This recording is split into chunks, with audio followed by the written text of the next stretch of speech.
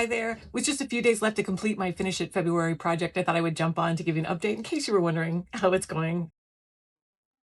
I think I'm probably about 75% of the way done, and I am through the really difficult parts. Through this process, I have been reminded why I so often would give up on creating an e-commerce site and just put it off until later, why it was important to make a deadline and make it a priority. Every day, I am constantly bombarded with ads about how easy it is to set up an e-commerce site and a print-on-demand site through Shopify or Printify or Gelato, or how easy it is to set up e-commerce on your Squarespace website, and they are all lying. So I decided I wanted to use Printify for my fulfillment purposes, but to make it easier and more connected in with my existing website, I wanted to use Squarespace e-commerce and connect it to Printify. And of course, I watched Printify's chirpy little video about how easy it was to connect Printify to your Squarespace website, which was all of a minute and a half long and more than 3 years old. So it might as well have been from the 1900s. I have been on with tech support with multiple different companies multiple times this week.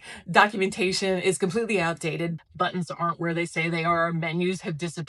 Check boxes that say publish don't actually publish. Squarespace told me that I needed to change from my personal account to a business account, even though there is no such thing as a business account. And my personal account is the same thing as what is now the basic account, which includes e-commerce. And why didn't they just automatically switch me to that?